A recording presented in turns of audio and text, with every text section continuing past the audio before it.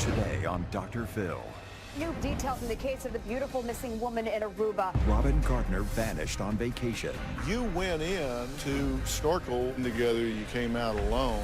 Why did you leave her behind? I didn't just leave her behind. See, we're just perpetuating the same nonsense. Do you want me to not ask you the question?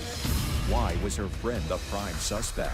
Did you kill Robin Absolutely Gardner? not. There's no doubt in my mind she drowned. It happened to two other people just afterwards as well. Both of their bodies were found.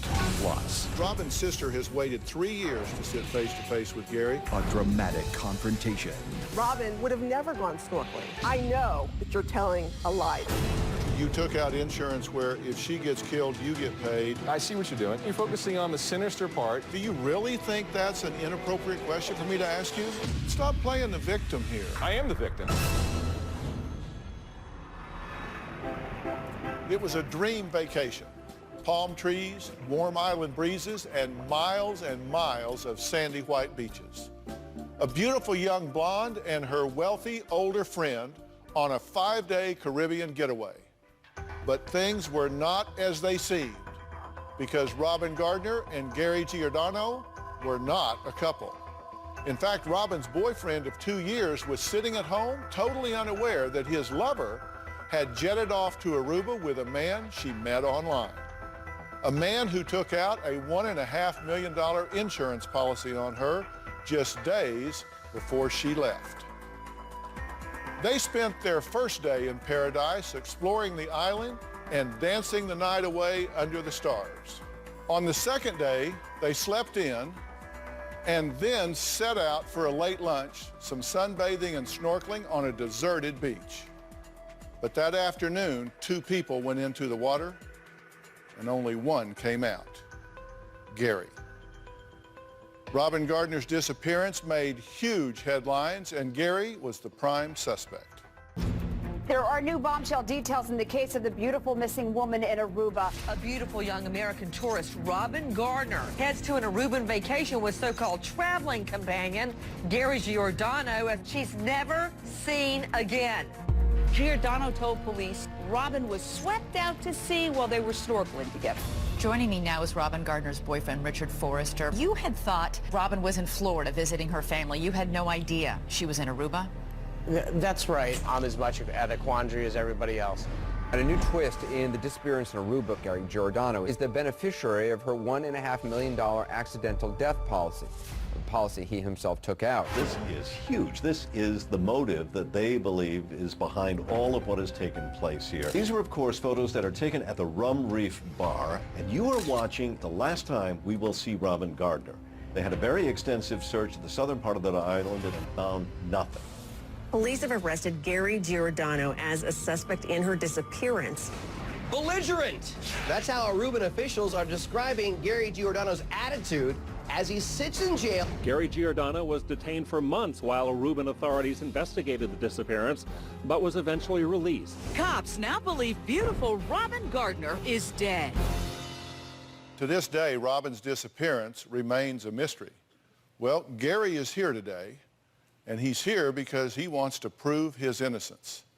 And for the first time, he will come face to face with one of Robin's family members to answer the hard questions. But first, Gary explains what he says happened on the day Robin vanished. On August 2nd, that fateful day, we woke up around noon and we had a morning drink, vodka and orange juice, and we headed out. So we got to the Rum Reef Hotel and we had lunch and then paid the bill and we left. So we made our way down to Baby Beach. The water's only a couple hundred yards from the restaurant. I said, do you want to jump in the water? She just got up and started heading toward the water. She was in her bare feet. I still had my sneakers on. She had a snorkel mask, I had a snorkel mask. We got into the water. She's in front of me. So as we're going, I could tell we're getting in deeper water. It wasn't a dramatic drop off. I could just tell at some point it was deeper. It was time to turn around. So I grabbed her, that would be her left leg, and gave her a tug. She turned and looked at me and I pointed in. She acknowledged. So I turned, and that's when it all went bad for me. Now I have my shoes on, and now I've got a problem. I have 2 boat anchors on my feet now, and I have a problem swimming, right? And I realized we're a lot farther from shore than I thought we were. I'm starting to work a little panic of myself. I'm not thinking about her because she didn't have shoes on. So there was no thought in my mind that she was in any kind of trouble. When I hit that shore, you feel like your heart is just going to split out of your chest. And then I turned and looked, and she was gone. At this point, Gary says he got out of the water and ran 200 yards back to the Rum Reef Bar and Grill to look for help. I came back around to the restaurant, nobody was there. I heard some people talking, and then I turned and asked the women, can they call emergency, because I don't know the number there.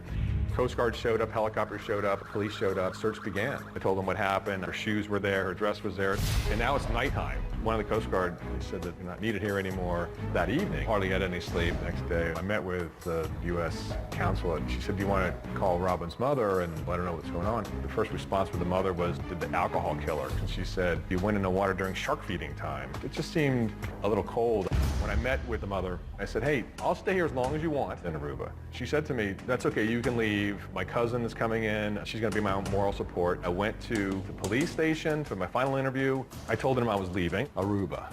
I'm going home now. A few hours later, they arrested me in the airport. In Aruba, they can pretty much keep you as a suspect behind bars for 116 days, basically 4 months. Interrogated me over 60 times. They were just trying to frame me for whatever they can come up with. They were charged with a crime, no evidence of a crime. Okay, Gary, let's just jump right into this. Tell me, what's your goal in being here today? Sure, my goal is to really communicate the truth. There's been a lot of misreporting of the facts, and I just want to set the record straight. All right. So do you think that because of what's been misreported, as you say, that people have the wrong impression, that they think you're guilty of killing this girl? Absolutely. Right. Did you kill Robin Gardner? Absolutely not, no. Did you cause her death? No. Do you feel guilty about the fact that she is missing? I feel regretful that we even went to that island. You guys were down there not as a couple, but as friends. That's incorrect. That's another totally misreported Well, that's why I'm asking you. No, we were a couple. We were friends. We were intimate friends. She dated other people. She was an escort, correct? She had, from what she told me, she had done that before. Uh-huh. But was she being paid to be on this trip? No. So, no money. Matter of fact, she paid for her own airfare. Uh-huh. And the trip was free. It was all points for from the hotel. So how well did you know her? I knew her for 2 years. I knew her very well. I understand that the day of her disappearance, there has been speculation that you may have put something in her drink, that you may have drugged her in some way. I assume you want to clear that up. Sure, clear that up. It's complete media hype just to make a story up. Mm-hmm. The book that I've written has photographs of the cups that they took from the beach, her dress, her shoes, my shirt, all have been sent to Holland for testing. None of that is true. You went snorkeling on Nanki Beach? Yeah. You're a scuba diver, right? I'm a licensed scuba diver. You're a licensed scuba diver.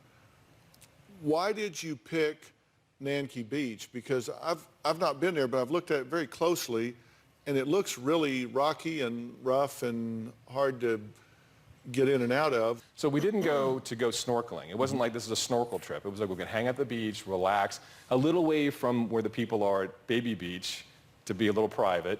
And then at the end, we decided, hey, do we want to jump in the water and look at the fish, feed the fish real quick? And we did. Mm-hmm. And you had mask and snorkels. Yes. Now, the thing that I'm curious about, because I'm also a licensed scuba diver, I've made hundreds of dives all over the world, and your fins are your friend. You went in to snorkel without your fins, and in fact with shoes on, and she went in barefooted in kind of a rocky, craggy area. That seems totally illogical to me. And as it turns out, it was a bad decision, right? It's just twisted. Well, and several other people have died there afterwards. Well, you say it's twisted, but it did turn out to be a bad decision because you said you got out there and your feet were heavy and you... Right. So we were just going to dip in, right? Just feed the fish, snorkel. You've done that before. You've gotten in the water, stuck your face in and gone into 4 feet of water and kept come out. That's what we did. Sure. Right. This wasn't an excursion where we were planning on going snorkeling for an hour. Well, how did you wind up in deep water then? Current, wind. You guys were in the water as buddies. And you went in together, you came out alone. Why did you leave her behind? But it didn't occur to you to put your fins back on and go back in. He asked me 3 times about this, then I answered as best I could answer. I can answer a 3rd time, but it's the same answer. You keep saying that you want to explain your I'll actions, say but then when I ask you about it, completely you get exhausted. defensive about it. I don't understand why. Later, Robin Gardner's sister confronts Gary Giordano for the first time. I think he's the snake and the devil. You're judging me. You weren't there. You are pure come on. evil.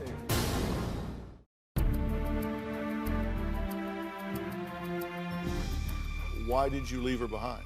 I didn't leave her behind. I turned and had trouble. I had no thought that she was in danger. If I thought she was in danger, then I would turn to help. I'm the idiot that had the shoes on and went out too far. And now they're absorbed water and they're heavy. So I was the one in trouble. I didn't think she had any trouble. I didn't just leave her behind. See, we're just perpetuating the same nonsense. Do you want me to not ask you the questions? No, go ahead. No, go ahead. I'm just saying that... You want me to ask you the questions so you can respond or you don't? That's fine. That's fine. I'm just saying I'm telling you what happened. Back to being buddies in the water, you went in as 2 and came back as 1. That doesn't seem like a very good buddy system. It happened to 2 other people just afterwards as well. 2 other Americans. The same thing happened. Husband and wife swimming together at Baby Beach, right? The woman drowned. 48-year-old woman drowned. She drowned 4 weeks after I was released out of prison. An NBA basketball player, a year and 4 days after Robin's drowning, drowned there as well, right in front of his wife. And why is that? Why do those people do? You're telling me this for a reason. Well, I'm telling you for a reason. Say people drown It's in this extremely area? dangerous there. I found out when I got back, and it's in the book. I did a lot of research to put this book together. It turns out that they had signs already made with the International Red Cross, with the Aruban government, some other governments. They already had these signs printed saying, big, huge signs saying, riptides, currents, swim at your own risk, wear life vests. They kept them in a warehouse, okay? Robin would still be here if that sign was up because he wouldn't have gotten in the water. The American woman too, and the other man would have been alive. So American woman and an NBA player. Both of their bodies were found, but Robin wasn't found. That's correct. Why do you think that is? My understanding is a lot of people, natives and other people that have come from Venezuela to come to, illegally to come over to Aruba, that are dropped off there at Baby Beach, is the southern part of the island. When they swim to shore, their bodies don't show up, but it's just not reported. You can't tell me that there's nobody else, nobody in Aruba has ever gone missing at sea. Now, once you're in there, you're on ground, you're safe, you turn around, she's gone. Gone. Why not get your fins, your mask, go get her? You are the most immediate trained help there. You are a certified scuba diver with gear in your car, fins and mask. Why didn't you go back in the water after your The same friend? reason why I called the Coast Guard, and none of them got in the water. I stayed there till dark, and not one single person got in that water. You knew that hours later. No, I'm asking you at the moment. It's dangerous. I'll tell you why. Because I just came out. I fought for my life to get back. I'm exhausted. I'm completely exhausted. My heart's pounding out of my chest exhausted. And it's not going to do her or me any good to jump back in that water, right? So it's time to go get help. That's what I did. It's a choice. Did you and scream? I made that choice. Did you scream for help at the time? There was nobody to scream to. So I ran to the restaurant to get help. But it didn't occur to you to put your fins back on, get your mask and snorkel, and you're tired, your heart is pounding, you're exhausted. That didn't occur to you to go back in with proper equipment. You asked me 3 times about this thing. I answered as best I could answer. I can answer a 3rd time, but it's the same answer. That's the choice I made. Based on my physical being, that's the choice I made. Okay. Well, I'm asking you because I'm not understanding your mindset at the time. You keep saying that you want to explain your actions, but then when I ask you about it, you get defensive about it. I don't understand why. I'll explain it again for the same way again. Well, I'm not dumb. I can follow you. I promise I'll keep up. When I was there, as exhausted as I was, right, I decided to go back in the water. It was not an option. It was not an option. All right, so you go to the restaurant at that point, and you said it was full of cars and people there. That was when you left, right? When you got back. Storm shutters are closed. It's sealed up like a tuna can. Yeah. Right. So they've buttoned up and gone home. You went the last place you saw people. Right. We'll be right back.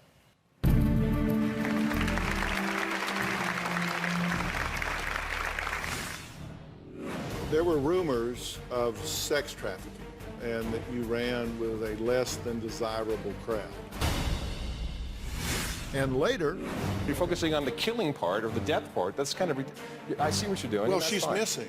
Stop playing the victim here. I am the victim. So this whole experience has been horrific. The media misrepresented what I said. Do I think Robin drowned? There's no doubt in my mind she drowned. I didn't do anything wrong, so I don't have a remorseful feeling. I have regret. I have regret I ever landed in Aruba. We have surveillance footage that was taken at 6:16 p.m. that day. And at this point, you had been out of the water how long, as we're seeing this? A couple of minutes, I'd say. So you'd only been out of the water a couple of minutes, but you're not wet by this point. You're not leaving wet marks on the... That's just ridiculous, right? It's not a cartoon. My shoes are soaking wet. My pants, how can you tell if those are dry or not? No, I'm saying... Oh, no. All right. I thought you were making the allegation. No, you're not leaving. I didn't see water trail behind you. I don't know. Right. When the detective showed up, I pulled off my shoes and wringing out my socks, even hours later. So soaking wet shoes, soaking wet socks. Can't see it from a surveillance camera, but...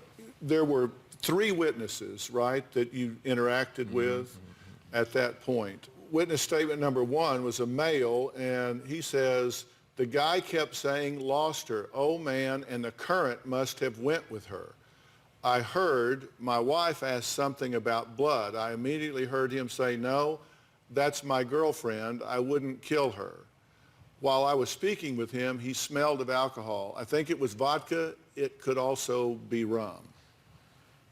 As far as I know, vodka you can't smell, but these are just comments somebody's made that are just inaccurate.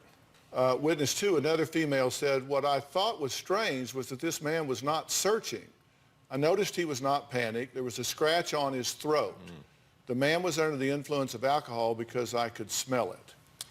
These are reports that were taken days later after this. The media came and gone, and they're going to get part of this. They're going to get a piece of this story. It's all nonsense. So you think they were dramatizing this to inject themselves into the story? And it's repeated in the book how many people have done that. Okay, so you were not smelling of alcohol at the time? No. You didn't have a scratch on your neck? That's right. You put up that picture right there is just a couple days after. Do you see a scratch on the throat? No. And there's a detective, the head of detectives, he even wrote on his report that I kept on looking at my watch saying she must be dead by now. I haven't worn a watch in 20 years. There were rumors of sex trafficking and that you ran with a less than desirable crowd. That is just spun and spun and spun. All right, next, Robin's sister has waited 3 years to sit face-to-face with Gary.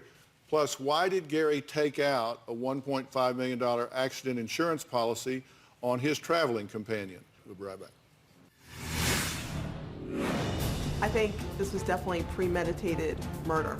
Gary has changed his story a million times. I loathe him. After Gardner's disappearance, Giordano reportedly stood to gain $1.5 million in insurance money through a policy he bought specifically for their 5-day trip. It's just nonsense. Didn't go out and buy life insurance. Number one, it was not life insurance. It was travel insurance, which I've purchased travel insurance all the time. Travel insurance is a common thing. It's cheap, you get it, and you're covered. I know Robin was not, wealthy, and she just lost her job, so no health insurance. So, why not get it? Now, Robin's sister says, Gary, well, she just says he's a lying snake who murdered her younger sister. Take a look. I believe Robin was murdered by Gary Giordano. I think this was definitely premeditated murder. Gary has changed his story a million times. It's very interesting how Robin just disappeared. I think Gary's motives were, first and foremost, money. I loathe him. He's a sinister, sinister man. I think he's a snake. Okay, now, you have never met nor spoken to Gary, correct? That's correct. How do you feel about being here with him today and what's been said so far today? He didn't get the insurance, so that's why he wrote the book. He's trying to make money. He's sinister. What she's talking about is you got an insurance policy on Robin for this trip, correct? That is not correct. We had travel insurance. There's cancellation. It pays on what circumstance? There's many. It pays if you collect the cancellation insurance. It pays on that. In this particular case, we didn't do the cancellation, but it pays for accidents, right? It pays for, I think, dental as well. Pays for rent-a-car. So I just clicked those buttons and picked the highest amount. Bing, bing, bing. It took 5 seconds. Okay, so you had insurance that if something happens to her, where she dies, you get paid, and if something happens to you and you die, your mother gets paid. No. So when you purchase the insurance, right, you purchase the insurance, and just like any other insurance you purchase, if you don't specify a beneficiary, it goes to your next of kin, okay? In my case, I went ahead and made it clear, because I've purchased travel insurance in the past. I want to make it very clear where it goes to. So we filled out another beneficiary form and said, I want my mother to be the beneficiary. And then I said, hey, do you want to make somebody else? And she says, yes, I want to make you the beneficiary. So that's a yes? You took out insurance where if she gets killed, you get paid, and if you get killed, your mother gets paid? Yes. Well, that's either... And also, if she broke her arm, there's all kinds of other stuff. You're focusing on the killing part or the death part. That's kind of... I see what you're doing. Well, she's missing. You see what I'm doing. What is it that I'm doing? No, you're focusing on the sinister part of just hitting in that one point to say what he's doing. This is what he clearly did for Gary, this reason. come on. You are here because you think people believe you are guilty of killing her. So we're talking about taking out insurance for her death. Do you really think that's an inappropriate question for me to ask you? I'm just making it clear because it was spun out that I went out and purchased life insurance. Did not. But stop playing the victim here. I am the victim, and Robin's the victim. There's two victims here. I am asking you the questions that you say. I spent 4 months in prison and never been charged. I'm a victim. I'm asking you the questions you say you want to clarify. I'm giving you a chance to clarify that. I am. Amex says the policy that you took out was very unusual. They're selling insurance. How is it unusual? I don't. You didn't take out trip cancellation. Of course not, because it was free. So why purchase cancellation insurance? It would pay out nothing. When you were talking to them 2 days after her disappearance, you contacted the insurance company about the beneficiary designation form for the policy that you took out. But before revealing that Robin was missing, he took the time to school the representative on how to be a better employee. And here's what you said. You should read the form because the form has a fax number on it. It says mail or fax. Laugh. I did both because this happens quite often. But again, I encourage you so you can be a better American Express employee. The form says it right there, a fax number. And so people are hearing that and saying, look, if I just had a close, intimate friend of mine go missing in the water when I was out there with her, I don't think I would be taking time to be on the phone teaching somebody how to be a better employee. I'll explain it. So there was how many more pages to this? You just took a segment out. That's nice. So what happened was my lawyer told me... Is your insinuation that that's cherry picking to make you look bad? Absolutely. Okay, well, then add to it. Fix it right now. I'm just setting it up. Fix it right now. I'll fix it right now. So my attorney told me that, and this is before I was arrested or anything, my attorney said, you need to call your insurance company, let them know about the situation. If Robin's mother's coming in, they could pay for that. See if your insurance company pays for that. Plus, the helicopters, the scuba divers, whoever else, sometimes they are civilians, and they'll charge you for that. So he made a recommendation for me to call. He even put an affidavit that's in the book said he told me to call. And it turns out the Holland Handbook says, I found out later from my attorney, said the Holland Handbook says the number one thing you do when a missing person is abroad, you call the authorities, and the second thing you do is you call an insurance company. And just so happens I did exactly that. And then they say that was strange. How is that strange? Well, we actually have that. In terms of his immediate travel plans, Gary shares this with the rep. I'm going to stay down here until the body is found or until at some point they stop searching. I just want to know what I'm covered for, and I've got to change my hotel, extend that. I've got to change my air flight. I've got to extend my rent-a-car, and I just don't want to start incurring all of these costs to find out I did it wrong and didn't notify you at the proper time. Right. What's your reaction to that? He hightailed it out of there, like, you can correct me if I'm wrong, like 2 days later. So Obviously, he didn't want to extend his stay or extend his rental car. I mean, he got out of there fast. He was trying to, and then authorities got him off the plane and then went from there. That's my understanding. You were on your scheduled flight to leave. Yes. That's all inaccurate. I mean, I really feel bad that you have, no, I do. I feel bad that the things you've heard, I would be as angry as you are now. I'm here to say, I wish you'd read the book. Give it up, Gary. I wish you read the book because you would see that. So let me respond to that. Let me respond to that. Absolutely not. Okay, that book is full of lies How do you know you didn't and read it? inconsistencies. Okay, you didn't read it. I know you're upset. I'm sorry. So let me respond to that. I didn't leave. You're so arrogant. That was a regularly scheduled flight, and that's when I went on. Actually, the U.S. Consulate also said you should leave that day. If you cared about Robin, you'd stay there longer and look for her. If it was my husband that was missing, I'd be there for a long time looking for my sister, not just trying to get out of there. When did you arrive there? I wasn't there. I'm saying if that were to happen Your to me. sister was there and you didn't, so you would say you would do that, but you didn't do that. You're judging me. You weren't there. You are pure come on. I'm not going to say, okay, this will be enough of that. All right, let's take a break. There are some inconsistencies in Gary's story that Danielle points to. We'll talk about them one by one when we come back and give Gary a chance to clear them up.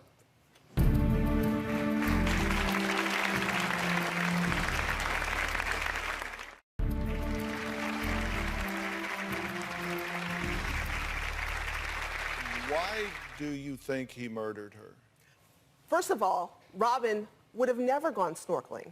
Robin was very concerned with the way she looked. She had extensions on. And let me tell you, you don't get in the water with hair extensions. So I know that she would not get in that water. I know that you're telling a lie there. So you don't think she ever got in the water? No, she never got in the water. When the authorities found him, I heard that just his shoes were wet, not his swimming trunks. And if he was putting his face in the water looking at fish, how come his hair wasn't wet at all either? The story is bogus. And you're bothered by contradictions, that he told Amex that he was staying until she was found or the search stops, and was worried about charges, but then he was arrested leaving the day that he was scheduled to leave. That you estimated the depth of the water to be 20 feet? It was over my head. It was over our head, yeah. The Coast Guard employee says an average of 4.9 to 8.2 feet. They said you reported that the water was so choppy that you couldn't see the ocean floor, so you panicked, and in survival mode, you couldn't help anybody but yourself. That's what they say. I've never said that. You said that you did panic and were struggling, right. but you didn't say it was choppy, just that there was current. Right.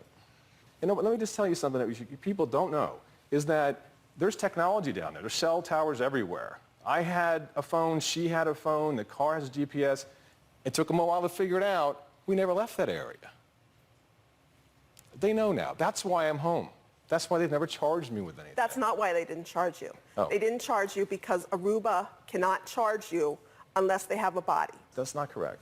All right, I want to add somebody to the conversation. Jose Baez is on Polycom from Miami, Florida. He was Gary Giordano's attorney in the Aruba case. What can you add to our understanding about this? Gary made 6 to 8 statements to law enforcement, going over the facts again and again and again. He was very consistent, every single one, and those statements never went anywhere. Gary had never been to Aruba before in his life, and I think it's incomprehensible for someone to think that he would go down there with the premeditation to commit murder and make a body disappear. But one thing he is not is a killer. So where do you think Robin Gardner is? I think she drifted out to sea like many of the other people who drowned in that beach. And it's true, those signs were put up way too late. And the day that Aruba put up those signs, they should have issued an apology to Gary Giordano. You're shaking your head while Jose's talking. I'm just appalled. He has lots of inconsistencies in his story. The only reason they let him go is because there's no body in Aruba. I disagree. That's not, I was there I took 5 or 6 trips down there. You know, I think Gary did what he could for Robin, and he stayed there. He did what he could by going around that restaurant going like this, all calm. I tell you, if it was my husband, I'd be screaming. I'd be, quickly finding someone. I'd be going absolutely berserk. I would be staying down in Aruba. There was not a single time where you went to Aruba for your sister, and you're criticizing Gary, a guy who was a casual friend of your sister, for staying a couple of days. Was she a casual friend? Was she a business partner? Or was she an intimate partner? I mean, there you go. There's an inconsistency, Who was she? If Who was that's she really? the worst inconsistency you have to call a man a murderer, I think it's just a bit much. And the form says, it doesn't say business partner, it says partner. Well, let's take a break. Next, just 2 years after Robin's disappearance, Gary was arrested again. We're going to find out why when we come back.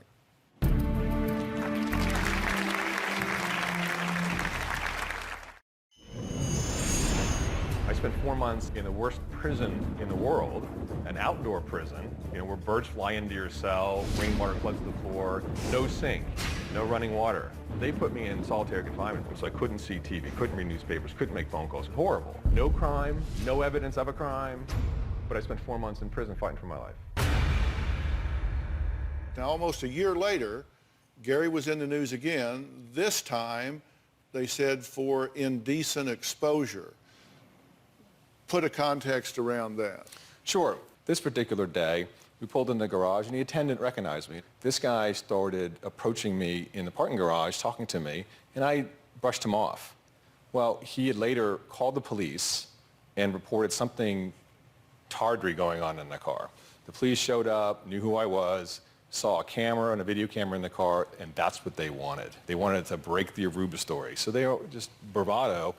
Well, they say they caught you naked on a mattress in the back of your car. Yeah, that's incorrect. They said that I was having sex in the car. They never said that. The press said that, right? Mm-hmm. We were changing to go out. And the charges were dropped there, too.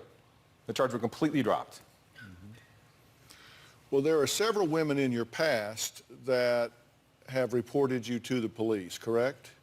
Yeah. There's been a restraining order that was filed because this was from your ex-wife saying that she feared that you were going to physically harm her, and she accused you of domestic violence. True? True, she did that, yeah. Yeah, true, she did it. I'm not saying that you agree with her. Right. I'm just saying that she did it. Then Connie, your second wife, said that you were very aggressive, that you came home drunk. So let's start from the top. Okay. Right, so my first wife, I left the home because she assaulted me, and I called the police. And then in the book, there's emails of me saying, I'm not coming home because I'm afraid you're going to call the police and turn it around. She writes an email back, I would never lie in court. This is 10 years ago. I would never lie in court. You never harm me. You've never harmed the kids. It's in the book. Straight email, still on the Yahoo server in California. Mm-hmm. She's a liar. Connie, I have in the book also her note saying the demise of our relationship was her hitting me. Valerie Burke is another woman that she charged you with assault. Yeah. She said you choked and slapped her. Right. Did you? No. So she made the allegation. I was arrested, right, taken to jail, and then afterwards had proof, video proof in my house that everything she said was incorrect. And she also, before the assault charge, did a temporary restraining order. So that goes to court first. Once the judge saw the tape, and it's in the book, it's all there, says, you have seen it, but it is, it's all there. It says that she was lying throughout the whole thing, and they dropped the charges. Do you know any women that don't lie about you? That's why I wrote the book. I mean, it's there. Well, Gary supplied us with a videotape of him and Robin having a conversation in bed. Take a look. It was widely reported that I met her on a website, lured her to Aruba, basically met her there for the first time. It's completely false. I've known Robin for almost 2 years prior to that. We were close friends. Do you think I say mean things to you? Occasionally I do, because you're irritating, you say stuff. You stand me up. It's like the rudest thing you can do to somebody. And I'll give you a little bit of rope, but, 3 times in a row is getting kind of boring. You can see we were close friends. That's why I provided that to the show. Did she know she was being recorded there? Yes. Why record that? What was your point? As I said, we recorded We were consenting adults, and we recorded. That's just a piece of the tape. First piece is intimate, that conversation, and then it ended. Next, Gary has never taken a polygraph to prove he didn't have anything to do with Robin's disappearance. And he has a reason why. We'll find out when we come back.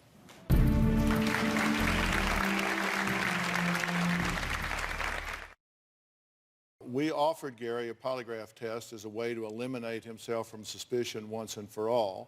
We said we would set up and pay for one of the best polygraph examiners in the business, Jack Tremarco. He denied our offer. Why did you deny the offer? I think the court of the legal system has vetted me completely. The court of public opinion is out forever, and this won't solve anything. And what you want people to understand about you as a final statement would be what? That I'm innocent. And that Robin was swept out to sea to a place that was dangerous, and it should have been reported when they had the suns up before we wouldn't have gotten in the water. I think negligence took her away. All right. Any final statement that you would like to say?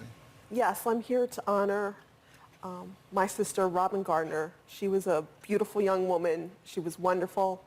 I miss her terribly, and I believe in my heart that you are responsible for her disappearance. Okay. I want to thank my guests for being here today. A special thanks to Jose Baez for being here and weighing in. Guys, thanks for being here. We'll see you next time. So long.